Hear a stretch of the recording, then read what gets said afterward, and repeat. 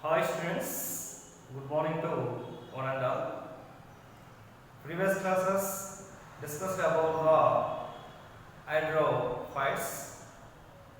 What are the characteristic features of hydrophytes? How many different types of hydrophytes? And what are the morphological adaptations in hydrophytes? And what are the anatomical adaptations in hydrophytes? Now today we are going to discuss about the xerophytes, that is a classification of xerophytes. What is the meaning of xerophytes? Dear students, plants grow in habitats where water supply is deficient and the soil is physiologically dry, that is called xerophytes.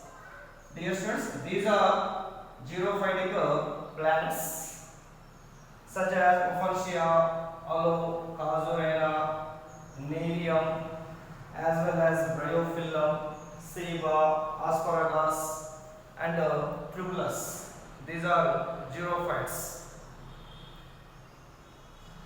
Xerophytes can grow in habitats where water supply is indeficient and the soil is physiologically dry. Soil is physiologically dry. That is called xerophytes. So no need of water in those of plants, but in rainy season to be absorption of water and then after to be stored in their water molecules for their future purpose. Anyhow, xerophytes can grow in habitats where water supply indeficient and the soil is physiologically dry, that is called xerophytes. Dear students, xerophytes are three types based on morphology, physiology and life cycle pattern. Based on morphology, what is the character features of root, what is the character features of stem, what is the character features of leaves, and physiology, what is the response for photosynthesis, what is the response for respiration, and a life cycle pattern. Some of them annual plants, some of them biennial plants, and some of them perennial plants. That is based on morphology, physiology, and life cycle pattern. So the first xerophytes are here ephemerals. The second type of xerophytes are here succulents. The third type of xerophytes are here non-succulents. Dear students, ephemerals. So these are annuals. By means life cycle is completed only 1 year. Below the 12 months, 8 months, 6 months, or 2 to 4 weeks, 6 to 8 weeks. Okay now, these are annuals which complete their life cycle within 6 to 8 weeks. 6 to 8 weeks. So they are also called drought avoiders and drought escapers. Drought avoiders and drought escapers. Given the example for here, Tribulus, that is Palleru. Okay now, these are annuals. By means lifespan or life cycle is completed only 1 year. But here we complete their life cycle within 6 to 8 weeks. Only 6 to 8 weeks, approximately 4 months. Okay now, or 2 or 3 months. They are also called drought evaders and drought escapers. Drought escapers. Second type are here succulents.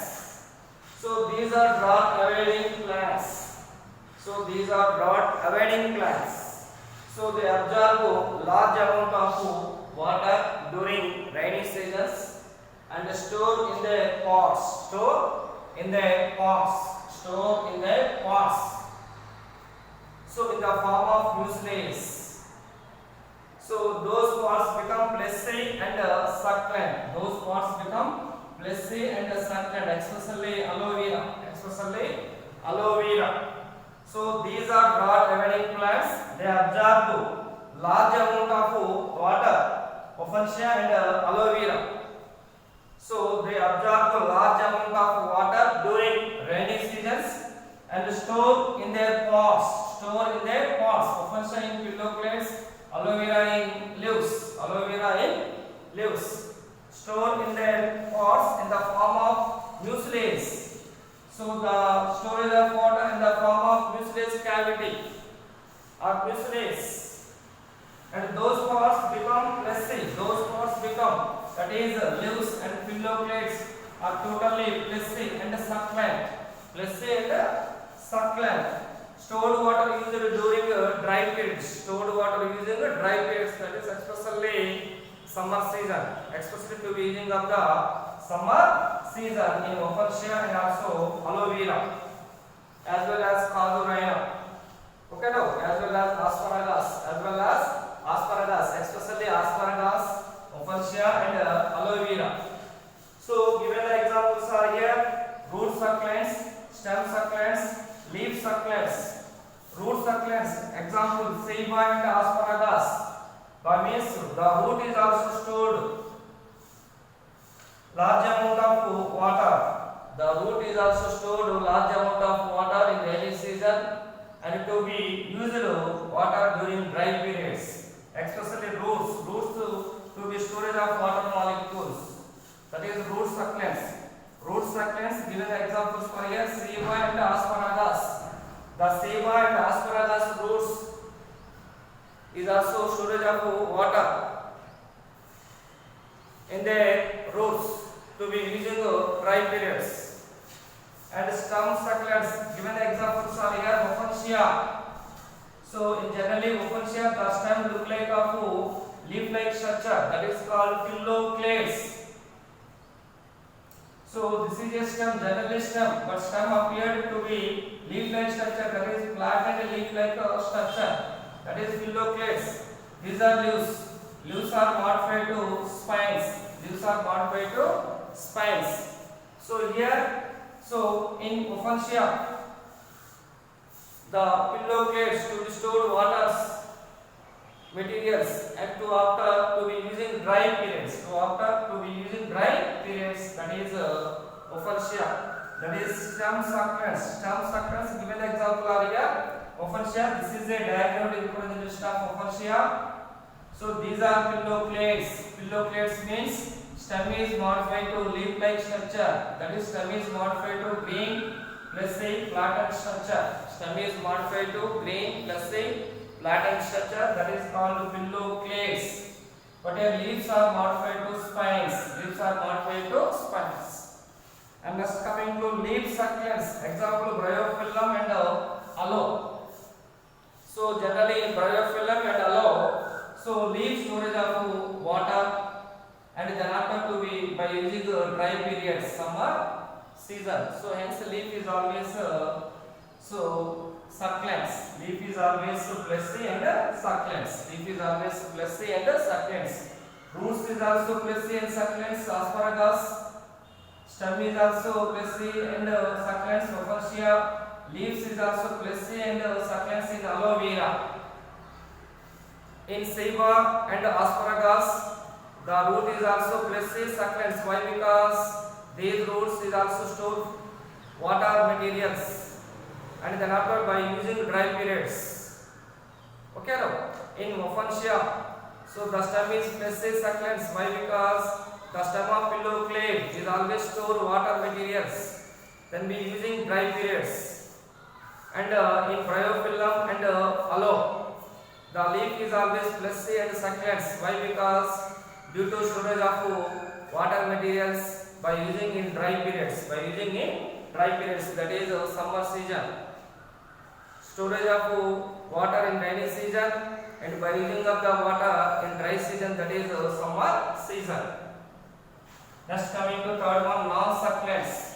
So non-succulents, the best examples are here: Casuarina and Nerium. And succulents the best examples are here Ophionia and aloe. Ophionia that is Brahmajagudu, aloe that is Kalabanga. And non-succulents, these are true xerophytes. And these are perennials. Perennials means lifespan or life cycle is completed more than 2 years. That is called perennials. And withstand prolonged period of drought. Withstand prolonged period of drought. So many years to be droughted. So many years by using of the water. So many years to be storage of the water. So totally grown in dry areas. Example Casuarina, that is Sadudu, Nerium, that is Ganneru. So this is a diagram representation of Casuarina. This is a diagram representation of Nerium. So this is a xerophytes and the classification of xerophytes. Okay, now thank you.